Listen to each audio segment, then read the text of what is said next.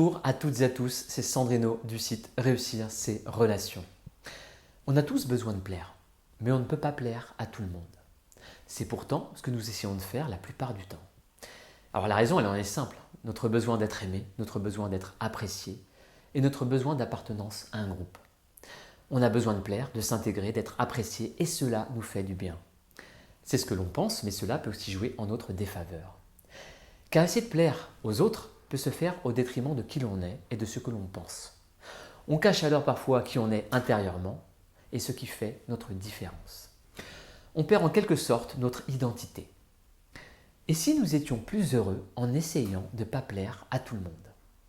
Voici donc 3 raisons de ne pas plaire à tout le monde. Première raison, vous vous distinguez des autres.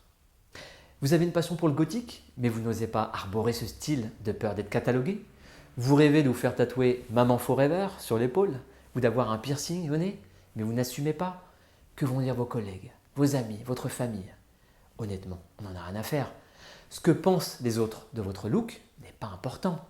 C'est votre personnalité qui importe le plus. C'est qui vous êtes à l'intérieur qui fera une vraie différence.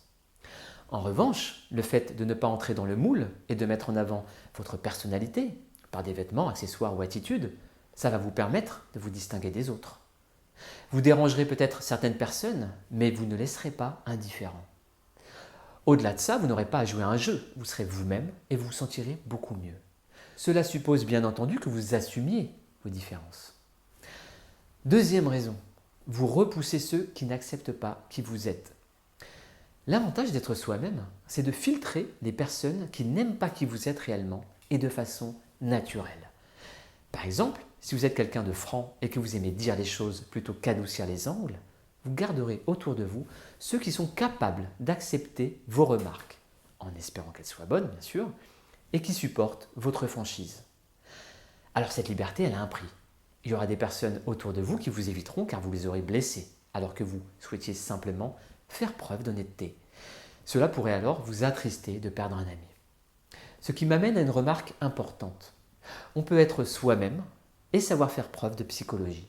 En d'autres mots, toutes les paroles ne sont pas bonnes à dire. Troisième raison, vous attirez ceux qui vous ressemblent et vous acceptent. De la même manière que vous avez repoussé ceux qui ne vous aiment pas pour qui vous êtes, vous attirez également ceux qui vous ressemblent, mais plus encore, ceux qui vous acceptent vraiment comme vous êtes. Combien d'entre vous ont eu la pression de ne pas plaire à quelqu'un dans une relation amoureuse? Vous sortez avec quelqu'un et vous cachez vos défauts et des aspects de qui vous êtes, de peur de ne pas plaire, notamment au début de relation. Votre nouveau petit ami aime la littérature, vous allez vous mettre à lire. Il aime les super-héros, alors vous l'accompagnez voir les films de super-héros, alors que vous détestez ce type de film, mais vous ne lui dites rien. Et vous le faites juste pour montrer que vous l'aimez bien. Et à l'inverse, il y a des choses que vous aimez qui ne plairont pas à votre partenaire car il trouve ça nul, alors vous ne lui dites pas que vous adorez ça. Car vous ne voulez pas le décevoir, vous avez peur de le perdre. Alors vous cachez ce que vous aimez, vos envies, vos besoins et qui vous êtes intérieurement. Et à la fin, qu'est-ce qui reste de vous? Rien. Jouer un jeu ne vous mènera nulle part. Vous devez rester vous-même. Soit la personne vous apprécie vraiment avec votre différence et votre personnalité, soit vous connaîtrez des problèmes un jour ou l'autre, car malgré vos efforts, vous ne pourrez pas cacher indéfiniment vos différences. Elles ressortiront à un moment donné et le résultat sera le même, c'est-à-dire qu'il ne sera pas très bon. Vous n'avez pas besoin de plaire à tout le monde. Alors vous pourriez penser que vous avez beaucoup de choses à perdre, des amis, des partenaires potentiels, mais au final, est-ce que l'on perd vraiment quelque chose? Ou n'est-ce pas plutôt le moyen de se retrouver tel qu'on est, serein, sans stress de ne pas plaire? N'est-ce pas aussi le moyen de s'entourer de personnes qui nous comprennent et nous acceptent vraiment? À trop vouloir plaire aux autres, vous perdez de vue qui vous êtes et ce que vous attendez de votre vie. Donc, ne laissez pas les commandes de votre vie à quelqu'un d'autre. Soyez vous-même, quitte à déplaire. Voilà, j'en ai terminé pour aujourd'hui. Je vous remercie de m'avoir écouté.